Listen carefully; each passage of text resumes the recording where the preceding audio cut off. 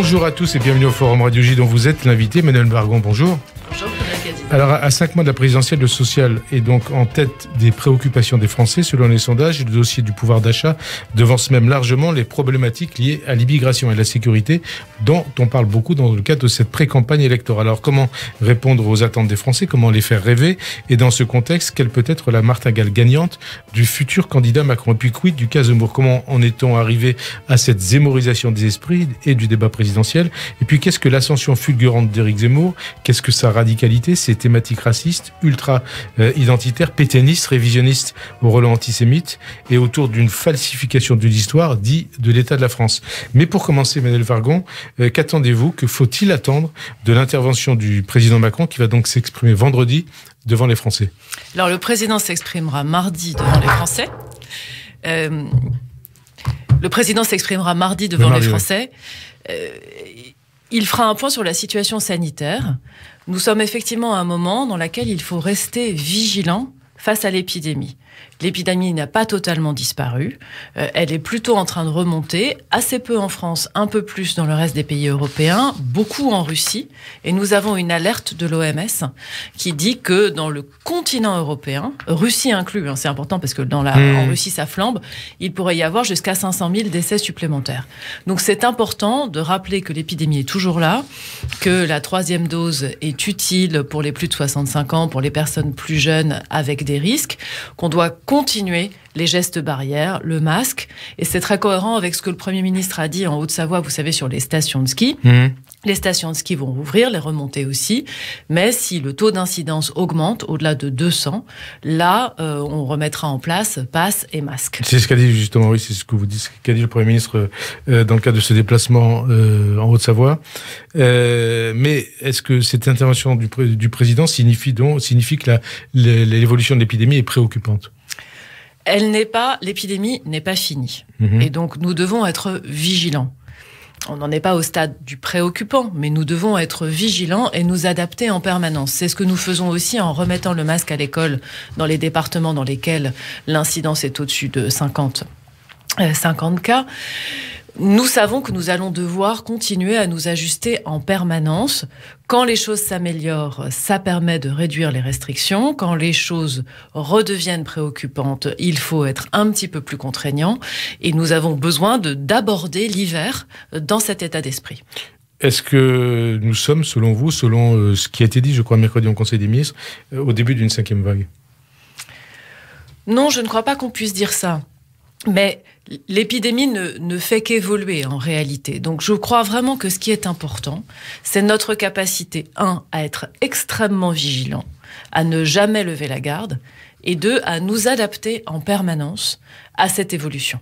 S'adapter en permanence à cette évolution, est-ce que ça veut dire que le président pourrait annoncer une 3e dose pour tous les adultes? Alors là, vraiment, le président s'exprime dans quelques jours. Moi, je n'ai pas d'informations sur le contenu de ce qu'il dira. Mais en tout cas, je pense qu'il est important de sensibiliser les Français au fait que l'épidémie n'a pas disparu. Il ne faut pas arrêter les gestes barrières, il ne faut pas arrêter le masque, il ne faut pas arrêter de se laver les mains, etc., etc. Et pour ceux pour lesquels la 3e dose est recommandée, il faut y aller. D'ailleurs, on est maintenant à 500 000 vaccinations par semaine. On est à peu près à 50% de taux de vaccination en 3e dose de la population pour laquelle elle est recommandée. Donc voilà, il faut continuer. Il faut continuer, mais dans ce contexte, Emmanuel Vargon, les oppositions ont dénoncé cette semaine la prolongation du pass sanitaire jusqu'au 31 juillet, donc voté par la majorité et voulu par le gouvernement. Les oppositions qui voient blanc-seing donné au gouvernement, voire un danger pour les libertés. Qu'est-ce que vous leur répondez? Que c'est totalement irresponsable. Responsable de la part de qui? C'est irresponsable de la part des oppositions. Au contraire, le gouvernement est dans son rôle de responsabilité, à prévoir la possibilité de garder les outils qui marchent aussi longtemps que nécessaire. Vous le savez, Frédéric Aziza, la session parlementaire s'arrête courant février et ensuite nous rentrons en période de réserve jusqu'à l'élection présidentielle. Que se passe-t-il si on a besoin de prendre une mesure à ce moment-là? Alors là, il y a plus de parlement qui siège, donc on ne peut plus agir. Nous avons pris nos responsabilités en étant prévoyants. Ça ne veut pas dire qu'on utilisera le pass sanitaire forcément jusqu'au 31 juillet, ça veut dire qu'on s'en donne la possibilité. Et ça, c'est gouverner en responsabilité. Gouverner en responsabilité, qu'est-ce que ça veut dire au-delà de la crise sanitaire? Quel sujet faut-il aborder? Est-ce qu'on peut encore réformer? On peut et on doit, parce qu'on a de grandes transformations devant nous. On a des sujets sur lesquels la politique actuelle est un succès. Il faut continuer. Je pense à l'économie. Vous voyez 6,25% de croissance, un taux de chômage qui est au plus bas depuis des décennies, 7,6% de chômage. Donc on voit bien que notre politique économique fonctionne, mais 7,6% de chômage, c'est encore trop. On peut encore aller plus loin en allant chercher les compétences, en continuant à réformer, en allant chercher les jeunes les plus en difficulté. On a devant nous la transition écologique, qui est une transition fondamentale qu'il faut qu'on passe avec tous les Français et qui nécessite qu'on accélère encore dans la rénovation de nos bâtiments, dans la transformation du parc automobile. Donc nous avons encore beaucoup de sujets devant nous. Alors vous dites, nous avons encore beaucoup de sujets devant nous. Est-ce que vous confirmez que d'autres sujets, tels la réforme des retraites et la reprise économique, seront abordés par le président mardi ? Alors, la reprise économique, c'est un de nos acquis en ce moment. Je pense que c'est très important de s'en rendre compte. Il va le dire, il vous le dit? Le président de la République s'exprime mardi, et c'est pas à moi de faire son discours par anticipation. Oui, mais en tout cas, je sais que le président est très attaché à l'importance de cette reprise économique. Nous maîtrisons nos comptes publics, nous aurons un déficit à 5% l'année prochaine, nous sommes à 8% cette année, donc nous allons revenir sur le chemin de la maîtrise des comptes publics. Nous avons la croissance la plus forte d'Europe, nous avons une économie qui va bien, le taux de pauvreté n'a pas monté. Vous vous souvenez, Frédéric Aziza, les associations qui nous disaient plus 1 million de pauvres. En réalité, le taux de pauvreté a baissé. C'est l'INSEE qui le dit. Oui. Enfin, c'est quand même l'INSEE qui fait les statistiques. Et quand le taux de pauvreté, selon l'INSEE, monte, là, personne ne dit « Ah, mais c'est l'INSEE qui le dit ». Donc, quand il baisse, c'est l'INSEE qui le dit. Oui, c'est l'INSEE qui fait les statistiques. Le directeur général de l'INSEE s'est exprimé là-dessus. Donc, nous avons des fondamentaux économiques qui sont bons. Nous avons un pays qui a bien résisté face à la crise. Bilan globalement positif? Le bilan économique est très positif. On est à un taux de chômage qu'on n'a pas connu depuis 15 ans. Depuis 15 ans. Mais alors, sur l'intervention du président mardi, la réforme des retraites, il va l'aborder?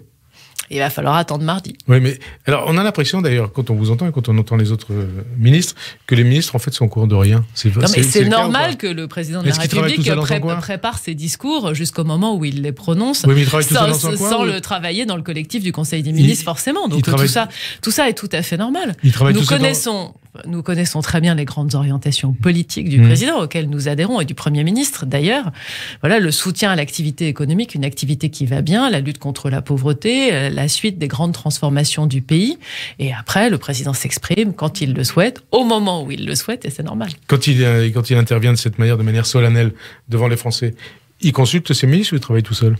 Mais il consulte et, in fine, c'est lui qui écrit son texte, c'est normal. Et vous souhaitez qu'il aborde la question de la réforme des retraites ou pas? Moi, je pense que la réforme des retraites, de toute façon, elle est devant nous. Nous savons que... Elle est inévitable. Elle est inévitable. Nous savons deux choses, elle est nécessaire. D'abord, nos régimes de retraite ne sont pas équilibrés. Et ensuite, nous avons beaucoup de situations dans lesquelles les toutes petites retraites ne permettent pas de vivre dignement. Et donc, il faut qu'on travaille sur ces deux points-là. Un joli progrès a été fait dans les quelques derniers jours sur les retraites agricoles. Vous savez, c'est une loi proposée par André Chassaigne qui a été votée et qui permet de remonter le minimum des retraites agricoles. Mais il y a d'autres populations qui ont des retraites extrêmement limitées. Et l'idée d'aller vers un minimum retraite à 1 000 € me paraît être une bonne idée. Nous avons aussi besoin d'équilibrer nos régimes. Donc le sujet de la réforme des retraites reviendra. Reviendra, ça veut dire que ça ne sera pas réglé avant la présidentielle, mais ce sera l'un des débats de la présidentielle? En tout cas, c'est un sujet dans les prochains mois. Qu'est-ce qui se passe aussi dans le cadre d'un autre débat? Qu'est-ce qui se passe après 2022 si Emmanuel Macron est réélu? Est-ce qu'on touche ou pas au nombre de fonctionnaires? Ça va être un sujet de discussion dans le programme présidentiel, dans la campagne. Moi, je crois qu'il faut qu'on soit très vigilant là-dessus, notamment parce qu'on donne l'impression que les fonctionnaires ne servent à rien, que les fonctionnaires ne travaillent pas, etc. Moi, je connais ces fonctionnaires, je suis très souvent sur le terrain, les fonctionnaires territoriaux, départementaux, les fonctionnaires des administrations centrales qui préparent les textes et les grandes transformations dont on a besoin. Au ministère du Logement et de l'Écologie, ils travaillent énormément. Donc, on peut sûrement être plus efficace. on peut sûrement avoir une trajectoire dans laquelle on réduit un peu, mais attention à ne pas dire que les fonctionnaires sont improductifs. Je pense que c'est un manque de respect très fort à des gens qui, en fait, sont extrêmement dévoués. Puis les fonctionnaires, les grandes masses des fonctionnaires, ce sont les enseignants, on en a besoin, les policiers, on en a besoin, les fonctionnaires de la justice. Après, c'est la fonction publique hospitalière, des sujets sur lesquels on a plutôt besoin de renforcer. Donc ça veut dire qu'on ne supprime pas des postes de fonctionnaires. Ça veut dire que donner un chiffre général, comme peut le faire Valérie Pécresse, 150 000 fonctionnaires en moins, sans savoir où et comment... Mais Emmanuel Macron avait dit 120 000 fonctionnaires en moins en 2017. Et en se réfugiant derrière l'administration administrante, qui n'est pas franchement un concept défini, je pense qu'il faut qu'on soit très prudent sur le sujet. Ça veut dire que peut-être c'est une conséquence de la crise du Covid. Après la crise du Covid, c'est compliqué de supprimer des postes de fonctionnaires. C'est ça que vous voulez dire ? Ce que je veux dire, c'est qu'on a besoin d'enseignants, on a besoin de policiers, on a besoin de médecins et de soignants à l'hôpital, qu'on peut chercher des trajectoires d'efficacité, et dans certains cas c'est possible, mais qu'il faut y aller doucement. Doucement, ça veut dire quoi ? Doucement. Mais doucement, ça veut dire que, imaginons qu'Emmanuel Macron se présente et réélu en 2022, est-ce qu'il y aura plus ou moins de fonctionnaires en 2027 ? Ce sera dans le débat, mais en tout cas, je pense que cette trajectoire, il faudra bien la définir tranquillement. Sur le temps de travail, que ce soit de manière hebdomadaire, annuelle ou tout au long de la vie professionnelle, est-ce qu'il faut augmenter le temps de travail ? La question des retraites, c'est une question de savoir jusqu'à quel âge on travaille et combien de temps on travaille pour avoir accès à la retraite. Dans le temps de travail dans l'année, moi je vois pas très bien pourquoi on changerait quoi que ce soit. On a un système dans lequel on travaille, je crois, moins que nos voisins européens. On a une bonne productivité. La question, elle est plutôt tout au long de la vie. En fait, les Français travaillent de façon très équivalente à nos voisins européens lorsqu'ils sont dans la vie active, en gros entre 25 ans et 55 ans. Les jeunes travaillent moins proportionnellement, les plus de 55 ou les plus de 60 travaillent moins. Et donc c'est plutôt là qu'il faut faire porter l'effort. Alors justement, la réforme des retraites dont on parlait il y a quelques instants, est-ce qu'il faut faire passer l'âge de départ à la retraite à 64, 65, voire 67 ans, comme le propose votre ancien Premier ministre, Édouard Philippe ? Non mais pour moi, la réforme des retraites, c'est un sujet global, systémique, si je peux dire. C'est-à-dire le fait de voir une vision d'ensemble entre l'âge, la durée, les modalités, les petites retraites, la pénibilité, les carrières longues. Donc moi, je ne rentrerai pas ce matin dans un paramètre ou un autre. Je pense qu'il faut qu'on remette le sujet sur la table, mais de façon globale, peut-être de façon un peu simplifiée par rapport à ce qu'on avait fait la dernière fois, mais pas en allant tout de suite en disant « et du coup, il faut s'arrêter à tel âge ou à tel âge ». Donc il a eu tort, Édouard Philippe, de dire ce qu'il a dit ? En tout cas, pour moi, 67 ans, c'est trop. Et 65 ? Pour moi, 67 ans, c'est trop. Et donc 65, ça peut être possible, ça peut être une J'en sais rien, mais en tout cas, je pense qu'il faut avoir un débat global. Et il a tenu un langage de vérité, Édouard Philippe, ou un langage dangereux ? Je ne dirais pas qu'Édouard Philippe a un langage dangereux. Moi, j'ai été ministre d'Édouard Philippe. C'est quelqu'un pour lequel j'ai beaucoup d'estime. Il défend ses positions.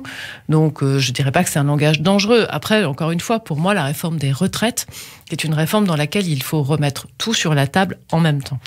Autre dossier, le dossier du pouvoir d'achat qui arrive en tête des préoccupations des Français. Le SMIC, il est passé depuis le 1er octobre à 1 258,95 € net. Est-ce que vous croyez qu'on arrive à vivre avec 1 258,95 € par mois ? Mais d'abord, au SMIC, en général, on touche la prime d'activité. Et cette prime d'activité, elle a été beaucoup réévaluée. Elle est entre 100 et 200 € par mois en fonction de la configuration familiale. On touche aussi des allocations logement. Souvent, on touche aussi des allocations familiales quand il y a des enfants. Donc, le budget d'une famille au SMIC est en général un peu supérieur juste au montant du SMIC.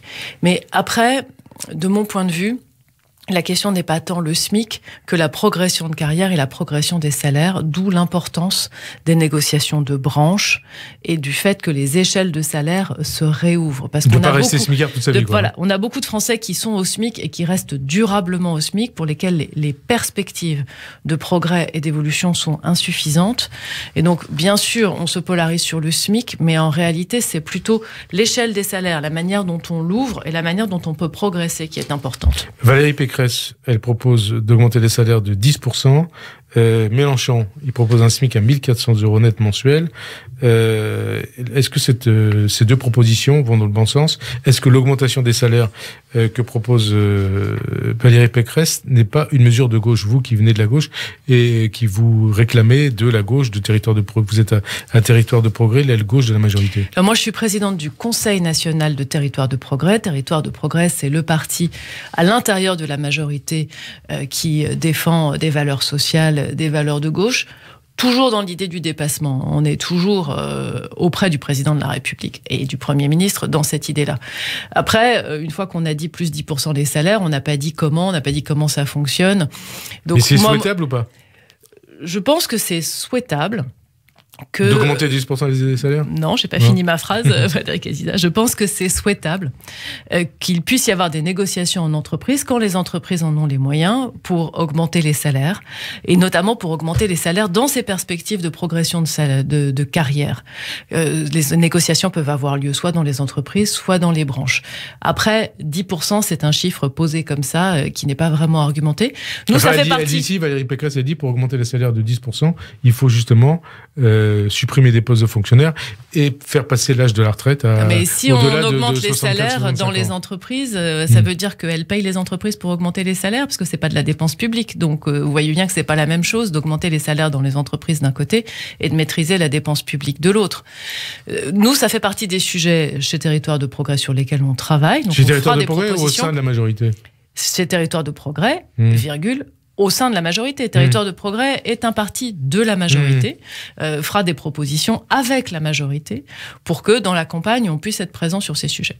Alors, pouvoir d'achat toujours, Anne Hidalgo, elle a promis, alors je ne sais pas si c'est toujours son objectif, de doubler le salaire des enseignants si elle est élue.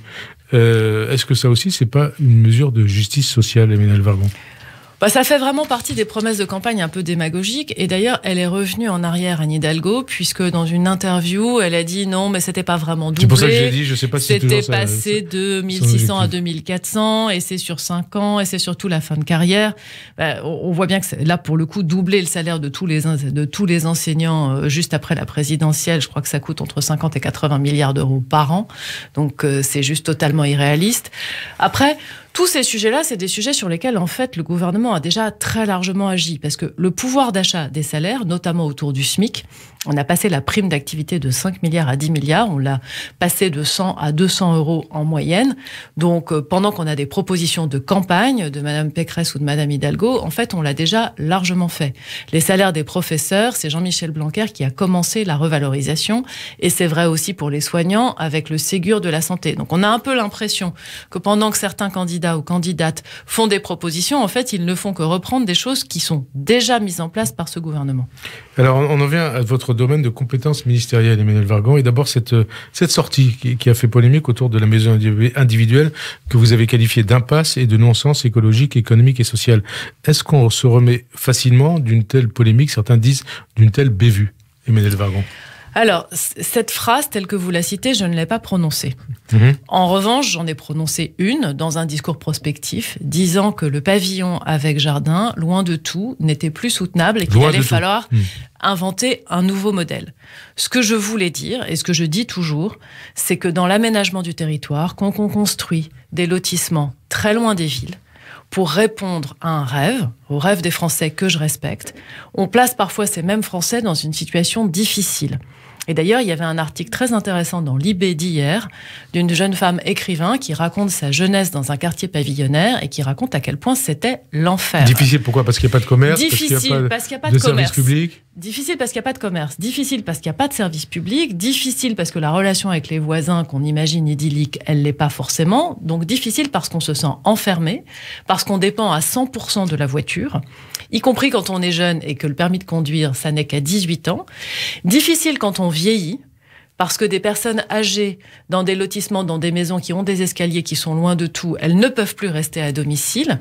Donc difficile parce que ce rêve, que je respecte, il peut, dans certains cas, devenir une forme de désenchantement. Donc les zones pavillonnaires qui existent, c'est les zones loin des centres-villes, loin des centres-villages. On peut peut-être réfléchir à comment est-ce qu'on y remet des services, un meilleur accès aux transports en commun. Et quand on va continuer à construire pour répondre aux besoins de logement, mon point, c'est de dire il faut construire un peu différemment. Parce que vous avez un peu différemment que ce qui existe aujourd'hui. C'est les critiques qui vous ont été adressées, c'est Emmanuelle Wargon habite dans un pavillon dans une banlieue chic de Paris, elle se permet de dire ça. Alors, vous avez entendu ça? Bien sûr, j'ai entendu, ça aurait été difficile de ne pas l'entendre. D'abord, la phrase a été un peu caricaturée et sortie de son contexte. Et par ailleurs, j'habite une maison de ville mitoyenne en banlieue dans une ville. Mais c'est là qu'on voit que la campagne a vraiment démarré, puisque ça a été pris comme un exemple d'une déconnexion, alors qu'en réalité... C'est quelque chose qui vient d'une réflexion d'abord qui n'est pas une réflexion individuelle. On a travaillé 6 mois, y compris avec des panels de Français, avec des urbanistes, avec des architectes, avec des élus. Et puis, moi, j'étais la semaine dernière 2 jours dans le Cantal et en Aveyron. Et donc, j'ai eu cette discussion avec les maires ruraux. Et les maires ruraux disent... Oui, on a toujours besoin de construire, on a toujours besoin d'attirer des familles, mais on a aussi des centres-villes, des centres-villages qui tombent en ruine. Il faut absolument qu'on arrive à les réhabiliter, donc on a besoin effectivement de diversifier le modèle. Donc c'est une question d'équilibre. Ça a été pris comme quelque chose de très déconnecté, ce que ça n'est pas. Mais la manière dont ça a été caricaturé, je comprends que les Français qui ont vu passer cette polémique se disent mais qu'est-ce que ça veut dire? Donc, voilà, est-ce que Emmanuelle Wargon n'est pas déconnectée des choses? Voilà. Est-ce qu'elle est faite pour faire la politique? À un moment où vous sortez votre livre sur justement comment faire la politique. Alors j'ai écrit un livre qui s'appelle Bienvenue en politique, qui dit qu'effectivement la politique c'est à la fois indispensable et noble et très utile parce que c'est ce qui permet de changer la vie, mais que c'est aussi parfois vraiment difficile. Et là, c'était finalement un bon exemple. C'était une phrase prospective sortie de son contexte. Et c'est parti en polémique accusatoire, alors même que c'était vraiment pas le sens de mon propos. Après, il reste un débat sur l'aménagement du territoire qui, je pense, est un débat important. Alors, aménagement du territoire, ville et logement. Dans votre domaine de compétences, il y a la rénovation énergétique avec le succès de MaPrimeRénov' et la lutte contre les passoires thermiques. Où est-ce qu'on en est aujourd'hui? Et qu'est-ce que concrètement cela peut et cela doit impliquer pour les Français? À court, moyen et long terme. Alors, le bâtiment, c'est à peu près 1/4 de nos émissions de gaz à effet de serre. Donc, si on veut être sérieux sur la lutte contre le réchauffement climatique, il faut s'intéresser à l'amélioration des performances du bâtiment. Ça veut dire qu'il y a un lien avec la COP26, par exemple? Il y a un énorme lien avec la COP26. Être sur notre trajectoire de lutte contre le réchauffement climatique, éviter qu'on atteigne 3 degrés, 4 degrés de réchauffement climatique, rester en dessous des 2 degrés, ça passe par une amélioration des bâtiments. Ça, c'est pour la planète. Après, pour les gens, c'est indispensable parce que les passoires thermiques sont des maisons ou des appartements dans lesquels, quand vous chauffez plus l'extérieur que l'intérieur. Donc, ça vous coûte extrêmement cher. Les factures sont très, très élevées et vous y êtes mal chez vous. Donc, face à ces 2 enjeux, on a lancé une nouvelle aide qui s'appelle MaPrimeRénov', que j'ai lancée en janvier 2020 et qui marche super bien. Qui marche super bien, ça veut dire quoi? Ça veut dire 200 000 dossiers déposés en 2020. On espérait 400 000 en 2021. On va en fait être entre 700 000 et 800 000. Au 1er octobre, on était déjà à 600 000, donc ça avance bien. Ce sont des gens qui font des travaux chez eux. 75% des bénéficiaires nous disent qu'ils n'auraient pas fait les travaux sans MaPrimeRénov'. Et donc ça contribue à l'augmentation de la croissance? Alors ça contribue à l'augmentation de la croissance parce que ça génère et la diminution du chômage, des millions d'euros de travaux. Et ce sont des travaux qui sont faits par des artisans en proximité. J'étais donc en Aveyron vendredi, j'étais à l'Assemblée Générale de la CAPEB, Aveyron. Voilà, le chiffre d'affaires, ça va bien, les carnets de commandes, ça va bien, l'activité est là. Donc on a soutenu, qui est la Fédération des petites entreprises du bâtiment. Pardon, des artisans. Des artisans. Donc on soutient bien l'activité. Donc ça fait de l'activité économique, ça fait du confort chez les gens et ça permet de déclencher des travaux. Donc c'est vraiment une bonne nouvelle pour tout le monde, pour le confort. Ça permet aussi de baisser les factures énergétiques après. Puisqu'évidemment, une fois que vous avez isolé, en général, vous divisez parfois par 2 votre facture énergétique. Ça permet de sortir des vieilles chaudières au fioul pour aller vers des pompes à chaleur ou des chaudières à granulés. Et là aussi, la facture, c'est pas la même. Alors vous allez lancer aussi en janvier France Rénov', le service public pour mieux rénover son habitat. Je suis sûr qu'on va vous dire, et qu'on vous dit déjà, on le dit, que c'est une annonce électoraliste, ça avancera à 3 mois de la présidentielle. Alors vraiment pas, en vrai. Ça fait 3 ans, moi, que je travaille sur cette politique publique. J'ai commencé quand j'étais secrétaire d'État à l'écologie et je continue au ministère du Logement. France Rénov', c'est l'aboutissement de ces 3 années de travail dans laquelle on met sous une même marque, avec un même service, une même qualité de service, tous les guichets qui aujourd'hui accompagnent les Français dans la rénovation énergétique. Ces guichets, ils sont portés par différentes entités, des fois les régions, des fois l'ANA, qui est une agence nationale, des fois les départements, des fois les intercommunalités. Là, on les unifie sous une marque unique qui s'appelle France Rénov' et on clarifie l'offre de services. Donc on ne part pas de rien. On a aujourd'hui presque 1100 conseillers partout sur le territoire. Et ça va nous permettre de développer non seulement l'information, donc voilà, l'information conseil de premier niveau, mais aussi l'accompagnement, c'est-à-dire le conseiller vient chez vous, regarde ce que vous avez à faire comme travaux et vous guide dans le choix des artisans, la lecture des devis, etc. Donc c'est simplement une amélioration importante d'un système sur lequel on travaille depuis 3 ans. Et c'est vraiment au bénéfice des Français. Alors vous comptez aussi inciter fiscalement les propriétaires à mettre leurs biens en location. Qu'est-ce que vous allez proposer et qu'est-ce que vous attendez des mesures qui vont être annoncées ?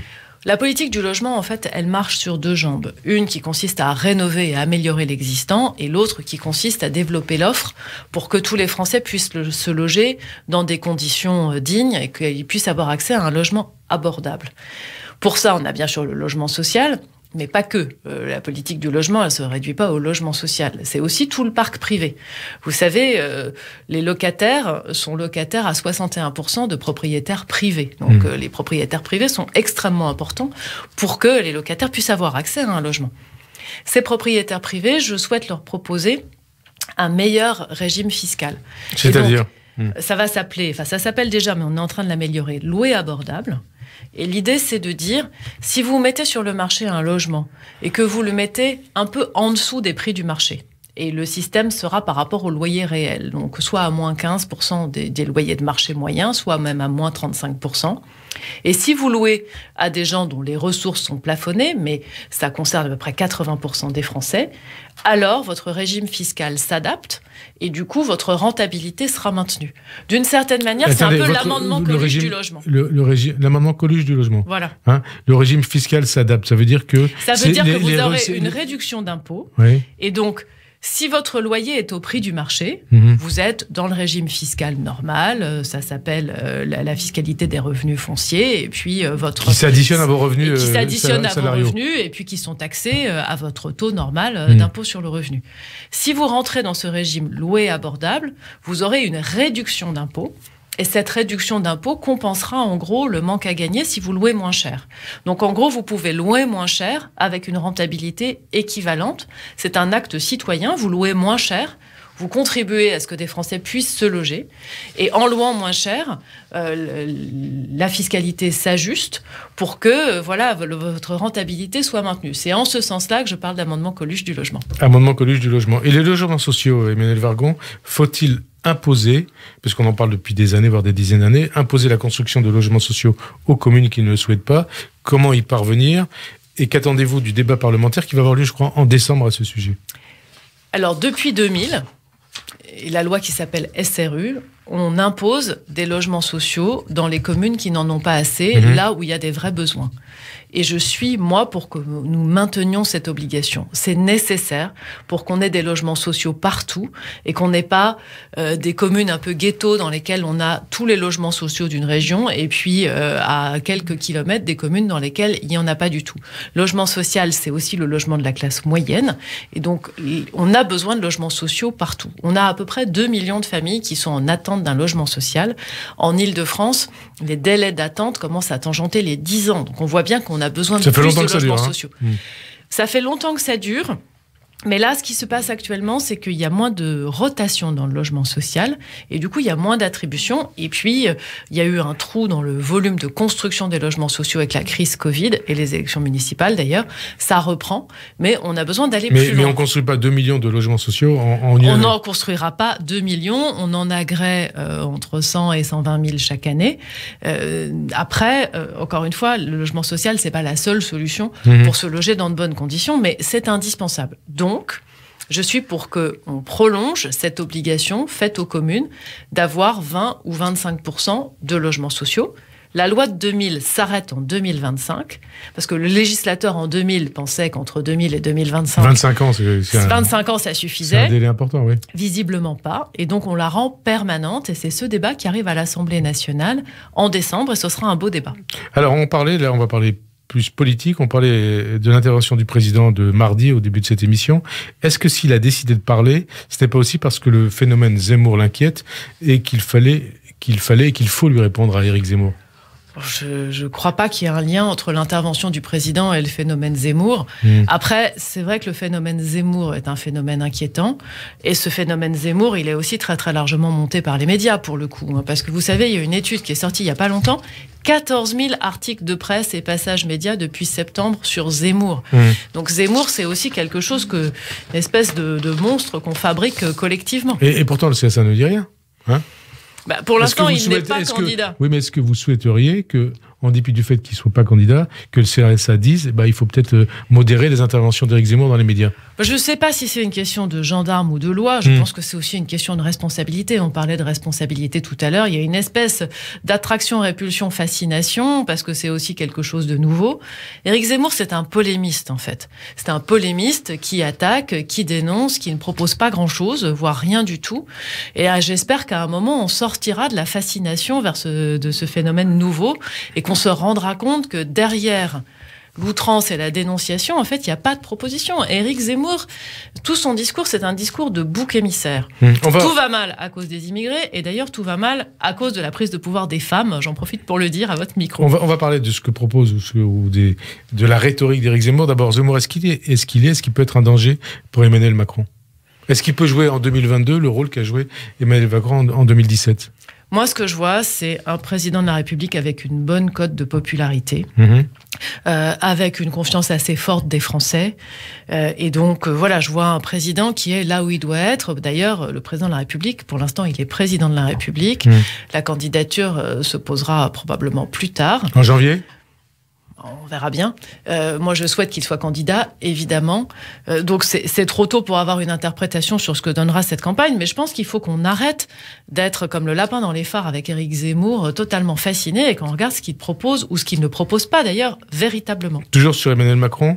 Mardi, on revient sur son intervention de mardi, mais là, au niveau politique. Mais son intervention de mardi, il va falloir attendre mardi. C'est pas sur les provisions, c'est sur le sens de cette intervention. C'est quoi? C'est le lancement de sa campagne présidentielle, ou c'est la confirmation qu'il compte bien se présenter?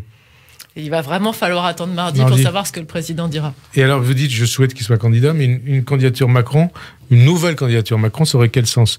Quel est le message qu'il devra proposer aux Français? Vous qui vous réclamez de la gauche de la majorité.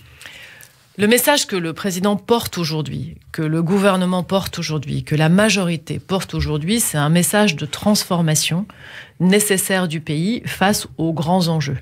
Transformation face aux enjeux économiques, transformation face aux enjeux écologique, transformation face aux enjeux sociaux.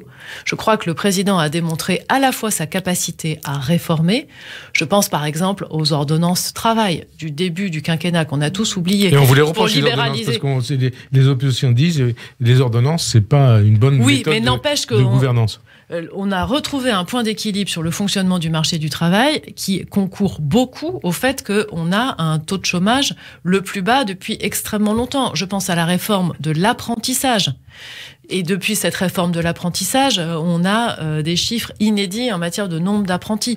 Je pense même à la réforme de l'assurance chômage qui est mise en place actuellement et qui portera ses fruits. Donc le président de la République a montré sa capacité à transformer et à réformer. Il a fait une bonne partie de ce qu'il avait promis. Le reste est encore devant nous et donc le deuxième mandat pourrait être le deuxième mandat de la suite de cette transformation nécessaire du pays, en affrontant la réalité. Parce que c'est l'une de ses caractéristiques, c'est d'affronter la réalité. La réalité, c'est la progression, l'ascension de l'extrême droite. Quand vous regardez le pôle extrême droite, qui est selon les sondages, au-delà de 32, voire 35%, n'y a-t-il pas une responsabilité du gouvernement et d'Emmanuel Macron qui avait promis d'apaiser le pays en 2017 ? Mais ça, c'est ce qu'on dit depuis des décennies. Déjà, lors du mandat de François Mitterrand, l'extrême droite montait et on se demandait si le pouvoir en place avait un rôle. En tout cas, pour moi, la campagne, c'est aussi le moment où on confronte les idées, non seulement les diagnostics et les dénonciations, mais les idées. Et c'est dans cette confrontation d'idées que j'espère le débat montrera que certains proposent vraiment des solutions, et c'est notre cas, et d'autres en restent à la dénonciation finalement infructueuse. Alors justement, dénonciation, Zemmour qui se revendique gaulliste. Pierre Mazeaud, figure historique du gaullisme et ancien président du Conseil constitutionnel, lui a répondu, c'était ce matin dans l'émission Les Enfants de la République sur Radio J, je le cite, donc Pierre Mazeaud, je n'admettrai jamais le serment de main de Pétain. Il fait référence au serment de main de Pétain du 24 octobre 40 avec Hitler à Montoire, une poignée de main qui avait scellé le principe de la collaboration. Zemmour est-il, comme le laisse entendre Mazeaud, un héritier de Pétain et de la collaboration? En tout cas, Zemmour s'en réclame. Et donc préciser les choses, se réclame de quoi? Zemmour essaye de nous faire croire qu'il est à la fois gaulliste et pétainiste. Et c'est juste pas possible. À un moment, il faut choisir. Zemmour essaye de réhabiliter Pétain. Et moi, je rejoins ce que dit Pierre Mazeaud en disant que Pétain, ça restera la honte de la République. Pétain, c'est la collaboration. Pétain, c'est le fait de livrer les Juifs de France, Français et étrangers. Je vous rappelle qu'un tiers des Juifs déportés sont des Juifs français. 24 000, hein. Et dans les autres, beaucoup avaient perdu la nationalité parce qu'il y avait eu une déchéance de nationalité juste avant la déportation. Et puis c'est vrai que cette différence faite par Zemmour entre Juifs français et Juifs étrangers est juste insupportable. C'est une différence nauséabonde, c'est un crachat à la mémoire des Juifs qui ont été déportés. Mais moi, je pense à la mémoire de Simone Veil. Simone Veil, elle est bien née française. Elle a bien été déportée. Et alors là, du coup, comment est-ce que se positionne Zemmour face à ça? Donc, Zemmour réhabilite des vieilles thèses de l'antisémitisme. Il en est même à re-questionner l'affaire Dreyfus. C'est quand même... quelqu'un d'autre que Zemmour dirait ça, il aurait été attiré devant les tribunaux depuis longtemps. Zemmour prône des thèses vraiment, fortement antisémites. Est-ce qu'il est antisémite, comme le dit le grand rabbin de France, Raïm Corsia? Il est français, il est juif, et il défend des thèses antisémites. Et donc, je ne sais pas comment on le caractérise, mais en tout cas, ce qu'il dit est fortement antisémite. Alors vous, justement, Emmanuel Vargon, dont une partie de la famille, en tout cas la famille de votre mari, a été exterminée pendant la Shoah. Qu'est-ce que vous inspire le fait que Zemmour défende, comme vous le dites, développe ces thèses antisémites autour de Pétain qui aurait sauvé les Juifs français, de la remise en cause du discours du Veldiv de Jacques Chirac, du procès Papon, de la qualité de Français des enfants Sandler et Monsénégo assassinés par Mera à l'école juive de Toulouse parce qu'ils ont été enterrés en Israël, du caractère antisémite des accusations contre le capitaine Dreyfus, ou même l'action de la résistance pour avoir tué des collabos et des SS. Qu'est-ce que vous inspire tout ça? Ça m'inspire de la colère et du dégoût. Parce que c'est une injure à la mémoire de toutes les familles de déportés, dont effectivement une partie dans ma famille. Et puis, je ne vois pas la différence entre les propos d'Éric Zemmour et les propos de Le Pen. Vous allez nous expliquer pourquoi? Vous savez, je suis la fille de Lionel Stoléru. Mon père avait affronté Jean-Marie Le Pen dans un débat télévisé dans les années 80 ou 90, je ne sais plus. Je crois que c'était 88, si je ne me trompe pas. Et dans ce débat, Jean-Marie Le Pen lui avait demandé s'il était français. Et en posant cette question, il sous-entendait que parce que mon père était juif, alors il ne pouvait pas être français, qu'il avait probablement la nationalité israélienne ou la double nationalité. Et ça avait ému à juste titre toute la communauté. Éric Zemmour dit la même chose avec la famille Sandler. Quand il dit que la famille Sandler a choisi d'enterrer ses morts en Israël, une famille française, il sous-entend qu'on ne peut pas être français et juif. Donc, c'est extrêmement grave. Je ne vois pas la différence entre les propos de Jean-Marie Le Pen, qui avait ému, qui avait révolté la communauté juive à bon droit en 1988, et les propos actuels d'Éric Zemmour. Éric Zemmour, il s'en prend aux immigrés aujourd'hui. Il s'en prend aux musulmans. Et certains juifs peuvent avoir la tentation de penser qu'il fera la différence entre les immigrés, les musulmans et les juifs. Et moi, je vous dis, ni lui ni ses amis ne feront cette différence. Moi, je pense au poème de ce pasteur allemand, après la guerre, qui disait Quand ils sont venus chercher les communistes, je n'ai rien dit, je n'étais pas communiste. Quand ils sont venus chercher les syndicalistes, je n'ai rien dit, je n'étais pas syndicaliste. Quand ils sont venus chercher les juifs, je n'ai rien dit, je n'étais pas juif. Quand ils sont venus me chercher, il n'y avait plus personne pour dire quelque chose. Et là, par rapport à Zemmour, je vous dis vous dites que quoi? c'est ce qui se passera si Éric Zemmour et ses amis arrivent au pouvoir. Et que la haine de l'autre, elle finit toujours par une haine du juif. Et que Éric Zemmour porte d'une certaine manière cette haine. Et la haine de l'étranger, elle se caractérise toujours, in fine, et très vite, par de l'antisémitisme.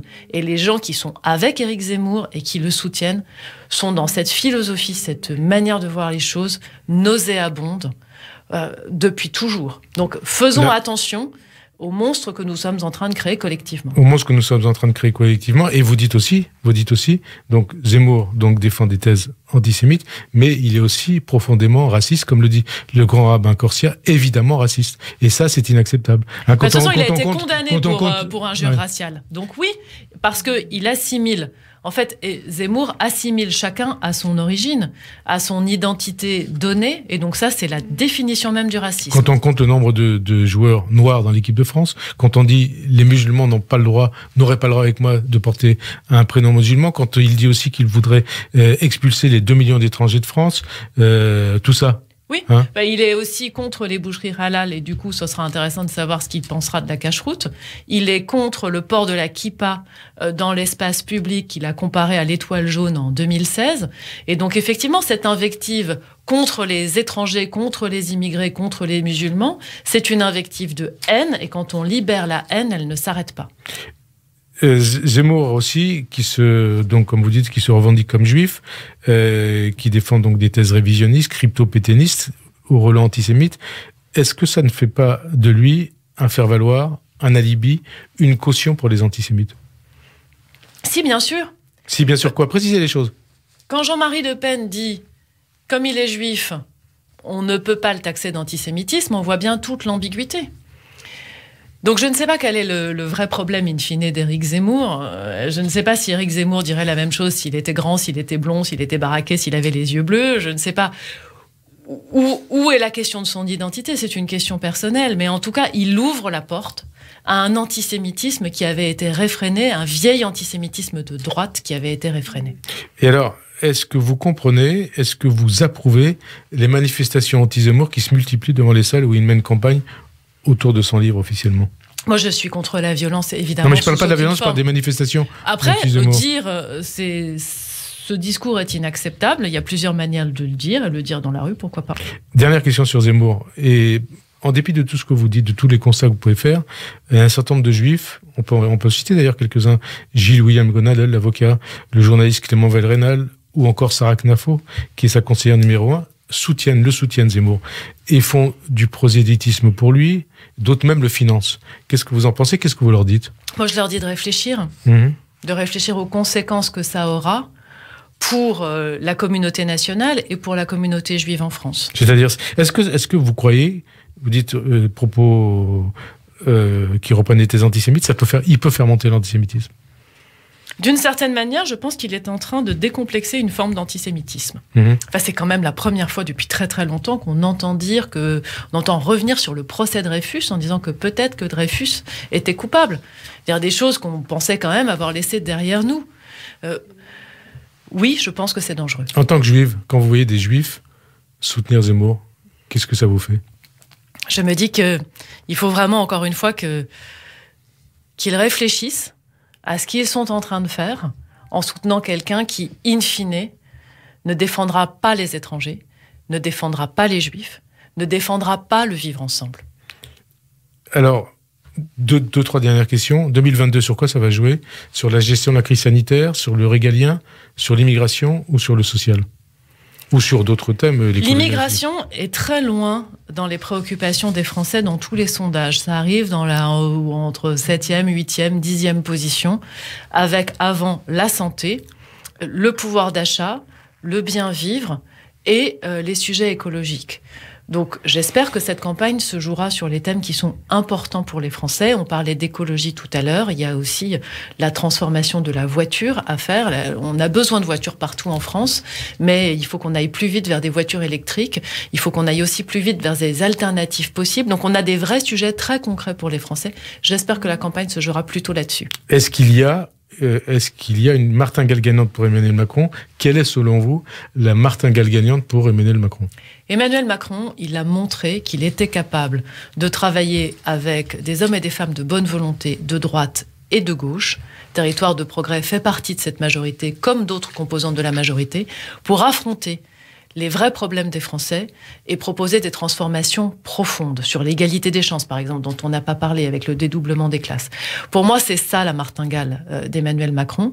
C'est ce qui fait sa réussite, c'est ce qui fait sa crédibilité et c'est ce qui, j'espère, fera sa victoire. Une dernière question, vous allez me dire que c'est une question de politique fiction, mais je vous la pose quand même.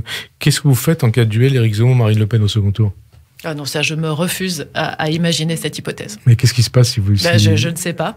Encore une fois, je n'imagine pas cette hypothèse. Et vous faites quoi si ça se passe? Comme je n'imagine pas l'hypothèse, j'ai du mal à vous répondre. Merci en tout cas Emmanuel Vargon, pas Macron, d'avoir répondu à notre invitation. Bonne fin d'après-midi sur Radio J et à dimanche prochain. Merci.